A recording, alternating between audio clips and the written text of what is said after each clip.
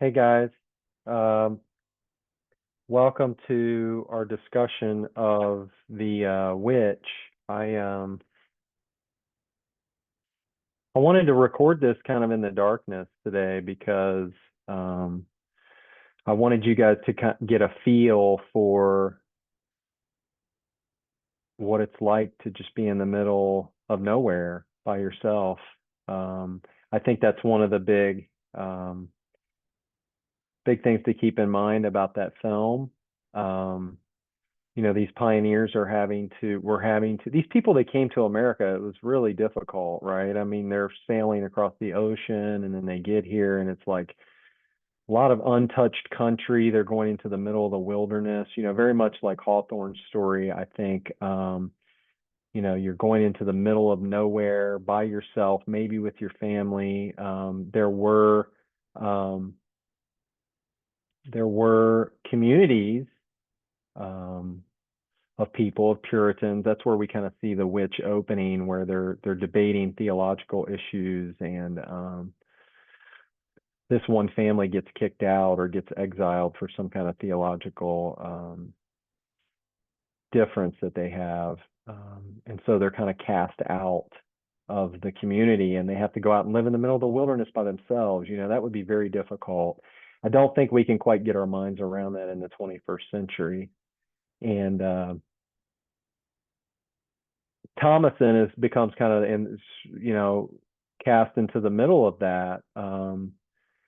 She's a young girl who's trying to figure out who she is, and she's basically been told she's this terrible person her whole life. And I think that would be really difficult. Like, she's sinful, she's terrible. There's nothing good about her.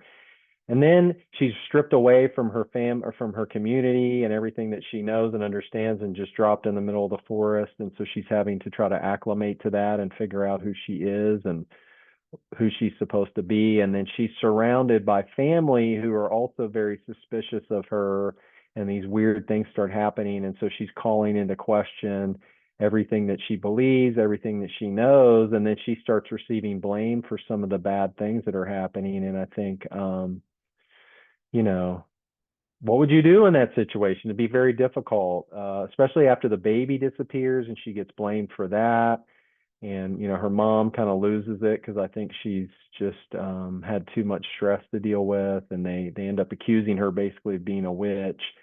And so, what would you do? How would you handle that? As one of the big the themes? The isolation, I think, is one of the aspects of that film that I find particularly disturbing. Like, how do you exist in that kind of extreme isolation? They're obviously starving too. I don't think that helps in the film. But Thomason wrestles with, like, who is she supposed to be in the face of all these challenges, especially when you have people telling you that you're terrible, that you're worthless. Um, how do you carve out a new identity, which in some ways was the origins of the American system. You have these Puritans coming here because they were told they were bad and their beliefs were bad, and they come here and have to try to carve out some kind of existence on their own, which I think was very difficult for those people. And that means you have to have something to counter who you are, right? And so there's a lot of, we saw that in Hawthorne's Young Goodman Brown. There's um, a lot of suspicion, a lot of guilt, a lot of finger pointing that happens in those situations. And I think Thomason just eventually can't handle it. And so she ends up having to choose. And that's one of the interesting things about the story. Does the witch actually exist, or is this a figment of their imagination? Is this something that they just kind of conjure up? At the end, she talks to Black Phillip the goat, who is a symbol of maybe Satanism, of witchcraft. And he comes to her very much like, if you're not familiar with the biblical story of Christ being tempted in the wilderness, and he tempts her, what can I give you? What will you take? And to basically sell your soul. And that's what she's been accused of having done. And I think she just finally gives into it at the end. So there's a lot of feminist overtones with that.